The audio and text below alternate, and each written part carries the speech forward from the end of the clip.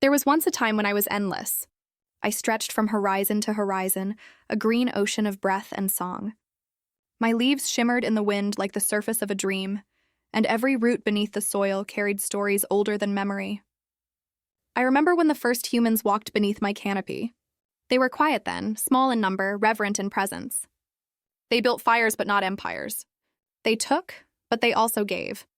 I remember the way they used to touch my bark, gently, as if afraid I might vanish. They didn't yet have words like resources or development. They only knew that I was alive, and that something sacred lived within me. When they sat beside my rivers, they listened. When they looked at my mountains, they prayed. I watched as their language grew. Their minds unfolded like the ferns after rain. They began to name everything, even me. Forest, they called me. The word was soft, but it carried weight. It meant home. For a long time, we existed in balance. Seasons came and went, and I gave them shelter, food, and air. They sang songs of gratitude to the rain that fed me. They carved symbols of the sun into the stones at my roots. Their children learned to climb my branches, to hide in my shade, to dream among my flowers.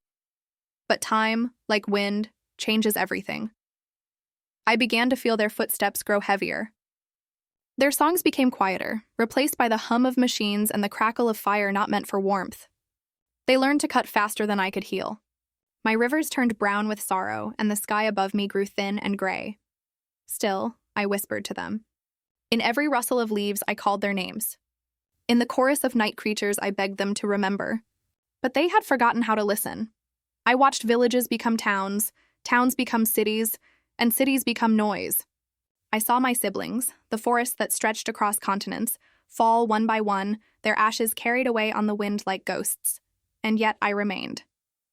Somehow, through chance or mercy, I endured. Birds still nested in my highest branches, though fewer now.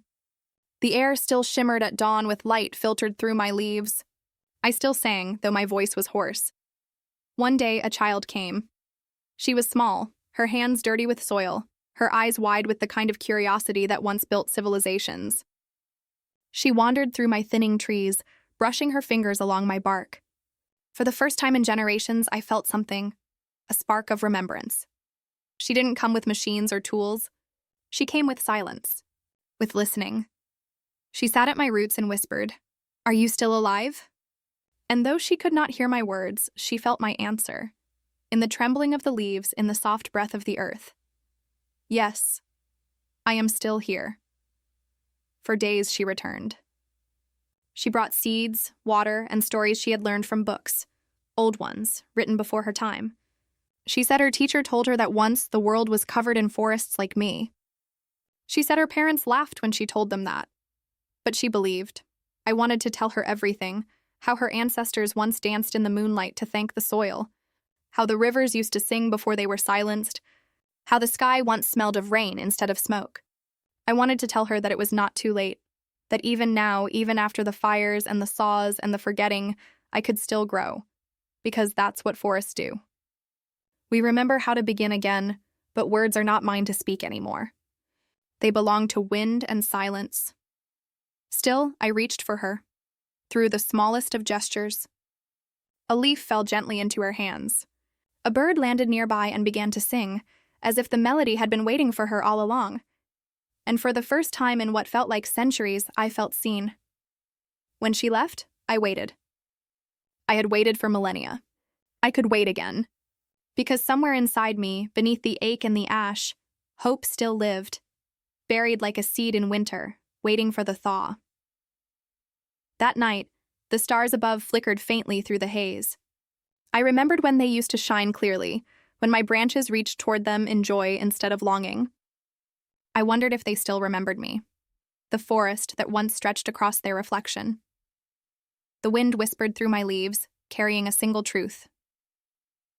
The end is not silence. The end is forgetting, and as long as one child still remembers, even one, I am not yet gone.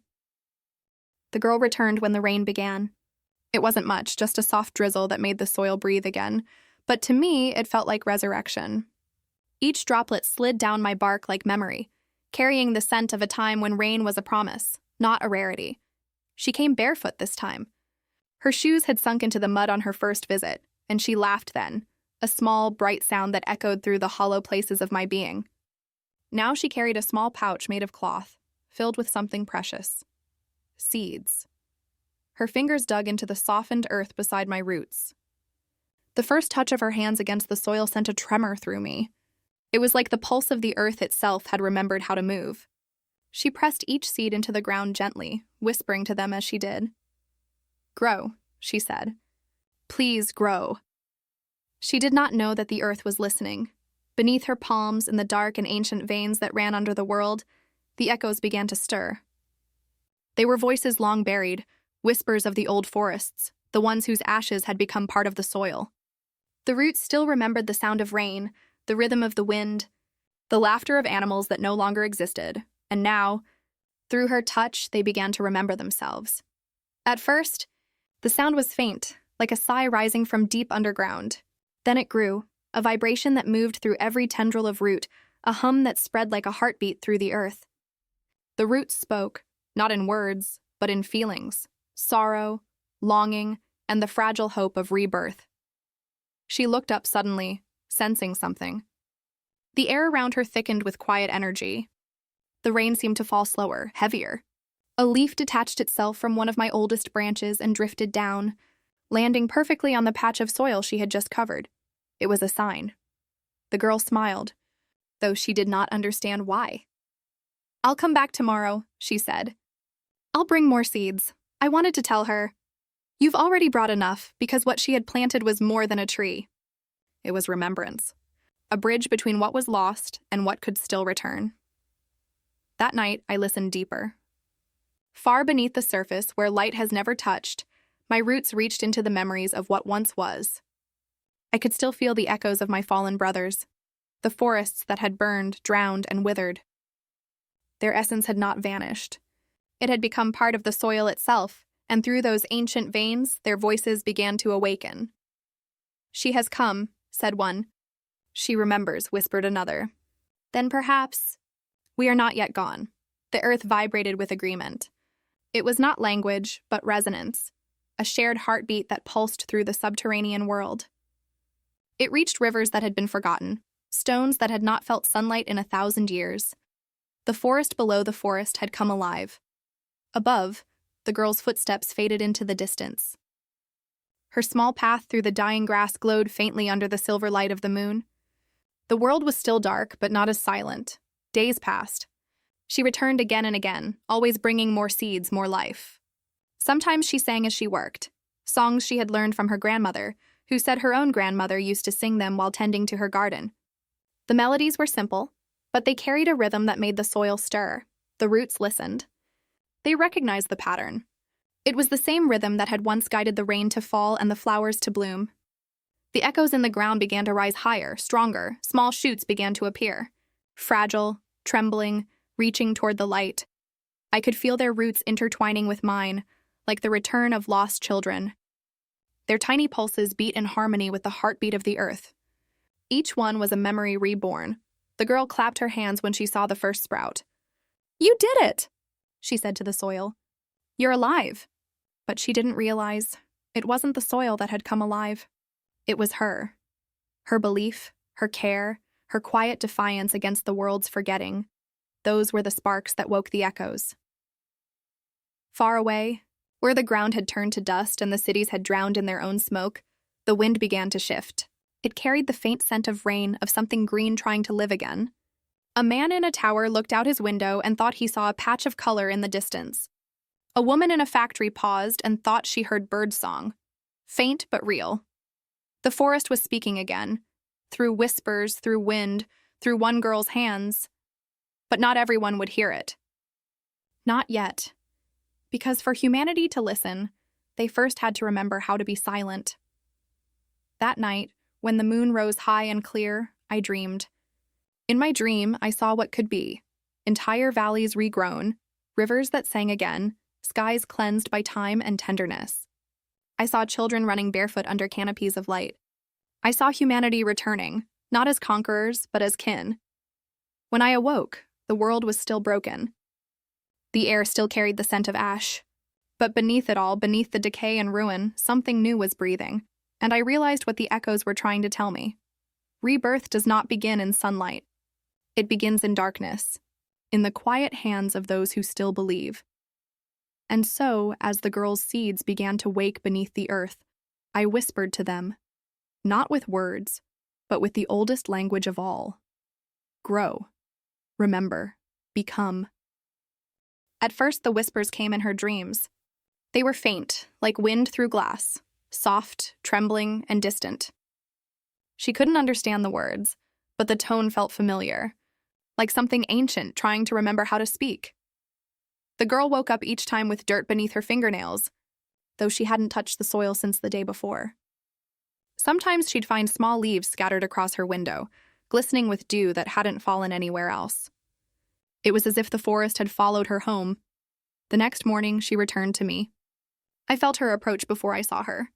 Her footsteps carried warmth into the cold soil, and her breath stirred the air like wind through forgotten valleys. The seeds she had planted were no longer seeds. They were small saplings now, fragile, trembling things that reached upward even when the sun refused to shine. But beneath the surface, something else was happening. The roots had begun to grow faster than nature intended. They spread like veins under the world, twisting and weaving together. It wasn't just instinct, it was memory. They were remembering how to connect, how to listen, how to become one. The earth beneath her feet pulsed softly. Once, twice, then again. She froze. "Is it alive?" she whispered. Yes, I wanted to tell her. More alive than you can imagine. She knelt down, placing her palm against the soil. The ground felt warm, almost feverish. For a moment, she thought she could feel a pulse, steady and deep, like the beating of a great heart hidden below the earth. Then the voice came, not through sound, but through feeling, like a thought brushing against her own. "You remembered us." She gasped and looked around. There was no one. Only trees, small, new, still shaking from the weight of existence. "Who's there?" she asked softly. "We are the ones beneath. The ones who waited. The ones who remember what you forgot." Her breath caught in her throat. She looked down at her hands, at the dirt beneath her nails. "You're the forest," she whispered. "Not yet," the voice replied. But soon, and with that, she felt something stir within her mind, a wave of images, memories that weren't hers. A time when the sky was full of green light, when roots ran so deep they could feel the heartbeat of the planet. She saw faces of animals, of people, of rivers and mountains, and things that no longer had names. The memories rushed through her like a storm. She fell to her knees, overwhelmed by the weight of 1,000,000 lives. Then, just as suddenly, it stopped. The silence returned, heavy and sacred. When she opened her eyes, her tears had fallen into the soil. And where they landed, a small flower had grown. That night, she returned with a notebook. She tried to write down what she'd heard, what she'd seen, but the words never looked right. Human language was too small for what she had felt. So instead she drew lines, circles, spirals, the roots, the veins of the world. When she finished, she pressed her hand over the page and whispered, "I'll help you remember." The forest heard her and answered. The air shifted. The wind began to hum a melody no human had sung in centuries. The leaves on the newborn trees turned toward her, as if watching. The saplings trembled, not from the wind, but from life itself. And for the first time in generations, I, the last of the ancient trees, felt something I hadn't felt since before the fires: hope. Days became weeks. The girl returned every dawn, carrying water and seeds, singing as she worked. But the forest was growing faster than she could understand. The roots beneath her feet began to glow faintly at night, like threads of silver weaving through the earth. Sometimes when she walked too far, she could hear them calling again. Remember the river. Remember the song. Remember who you were before you forgot the sky. She began to realize that these weren't just voices. They were memories of the world itself. Fragments of time that had survived inside the roots, waiting for someone to listen. One morning, she followed the whispers to a clearing. There, half buried under the moss and soil, she found something strange. An ancient wooden carving, cracked and worn, shaped like a human face. Its eyes were hollow, but it seemed to be watching her. When she touched it, the earth around her pulsed again. The same deep rhythm. He carved us, the forest whispered. The one who first heard the trees. She didn't know who he was, but she felt a deep ache in her chest, a sense of loss for someone she'd never met. I'll remember for him, she said softly. I promise. That night, as she sat beside me beneath the moon, she asked aloud, "What do you want me to do?" And for the first time, I spoke clearly, not in her mind, but through the wind itself. Listen, because before the forest could live again, humanity had to learn how to hear what it had buried. The wind rose around her, carrying the voices of countless roots, countless memories. The forest had begun to awaken, and so had she. When she finally fell asleep beside me, her head resting on my trunk, I sent a quiet whisper through the soil, down, down, into the deepest layers of the world where the oldest roots slept. She hears us, and from the dark, something ancient answered back. Then the remembering has begun. The girl began to notice that the forest no longer slept. Even when night fell and the world went silent, the air within the trees seemed alive with breath, slow, patient, and eternal. When she closed her eyes, she could hear it. The hum beneath everything. The whisper that pulsed between root and root, leaf and leaf, dream and dream. It began as a murmur, then became a rhythm. Not words, not voices, but thoughts. Thoughts of growth, of memory, of time. The forest was beginning to think, and she was part of it. Each time she touched the soil, something unseen stirred beneath her skin, a faint shimmer, a pulse of light that moved like sap through her veins. She felt her heartbeat slow, aligning with something deeper, older. One morning, when the mist hung low and silver, she spoke softly to the roots beneath her. "Are you dreaming?" The air trembled. We never stopped.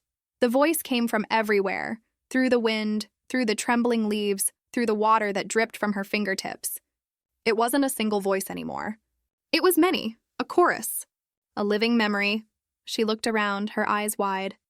The trees seemed taller than before, their bark rippling with faint light patterns, like veins glowing under skin. The roots beneath her feet pulsed with soft luminescence, spreading outward into infinity. "You have awoken what was left of us," the voices said. "We are what remains of the world's first breath." She fell to her knees, overwhelmed by the enormity of it. "What do you want from me?" "To remember, to dream again." And then the world began to move. The forest inhaled. Every leaf shivered at once. The ground seemed to pulse with breath, expanding and contracting. She could feel her own lungs matching its rhythm. Her heartbeat became the forest's heartbeat. And then, without warning, she was pulled inward, into the roots, into the dark, into the place where the oldest memories slept. She fell through soil and stone, through layers of time, past the age of men, past the bones of cities, past rivers that once sang under sunlight.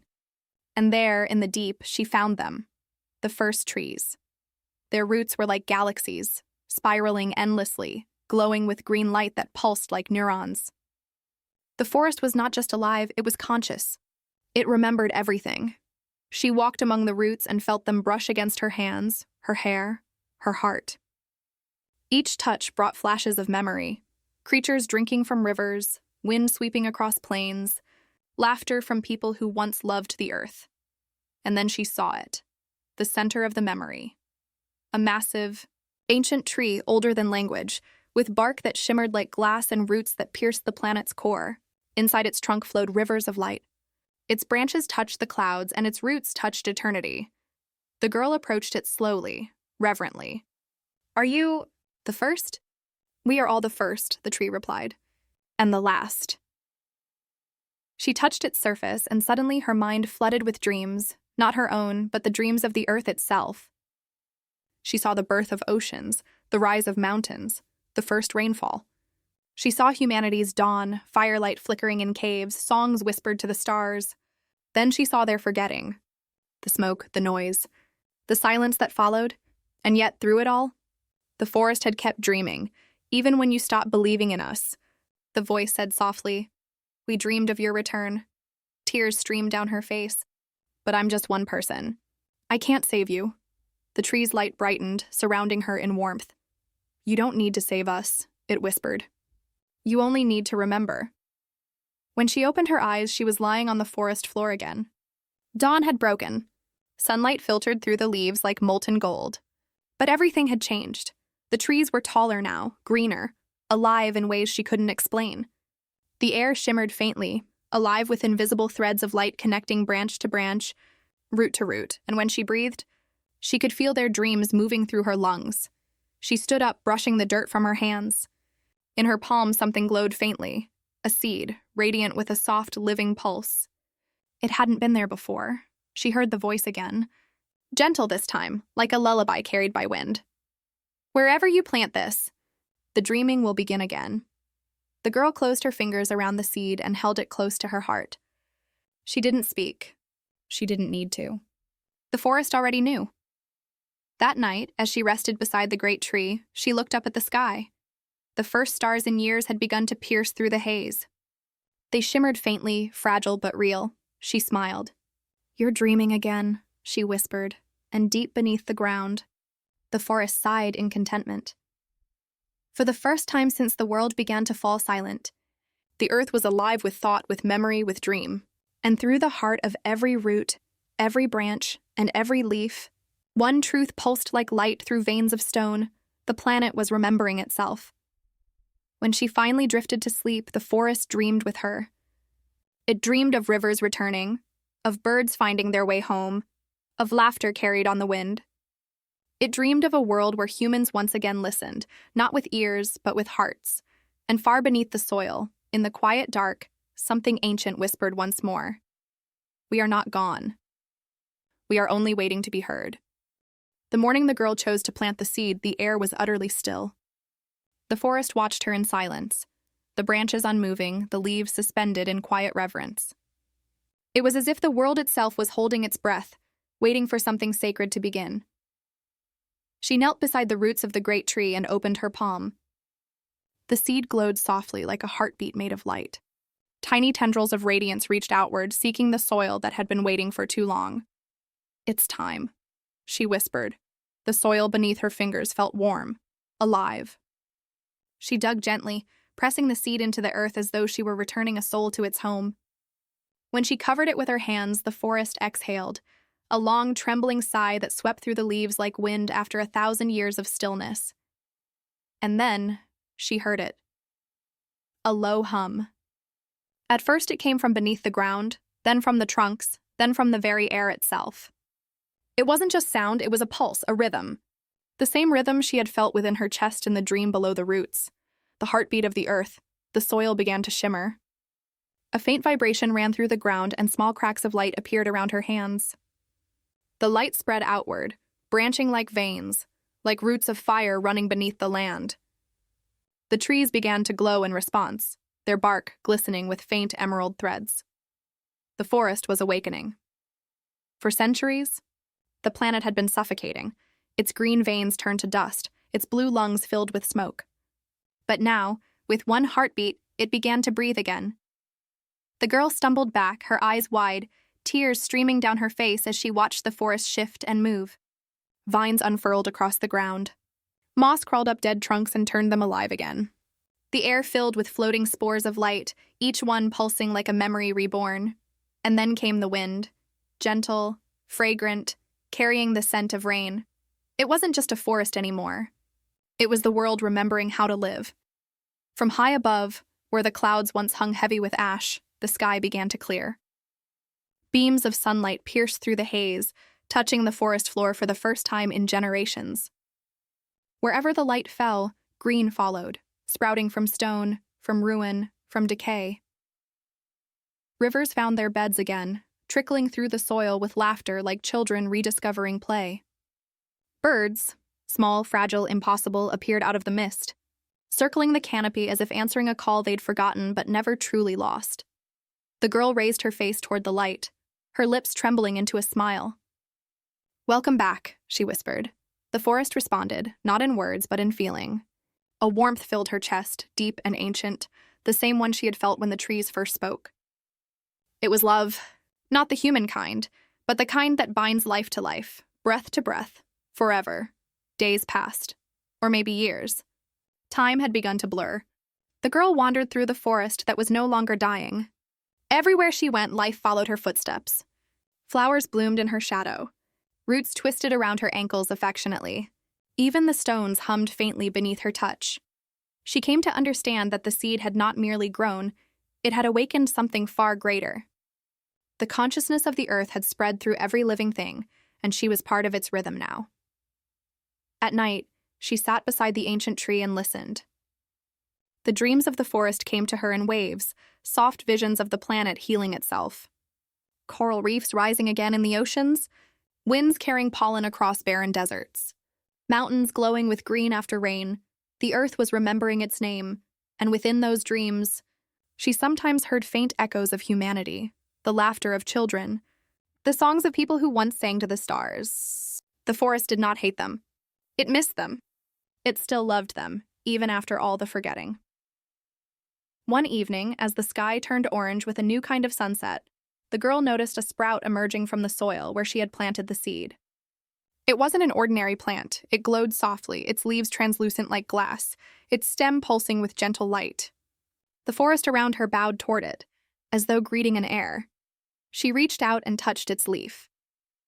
It felt warm, alive, almost human, and then she heard the voice again, the same one that had spoken from the roots, softer now, like a whisper carried through eternity.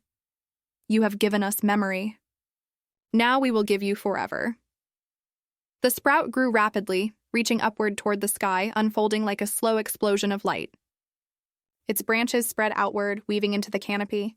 Its roots dove deep into the earth, connecting everything: trees, rivers, oceans, mountains, and from its crown burst a shimmer of green mist that spread across the horizon.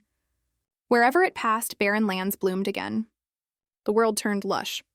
The blue of the seas deepened. The planet breathed. The girl stepped back, her eyes glistening.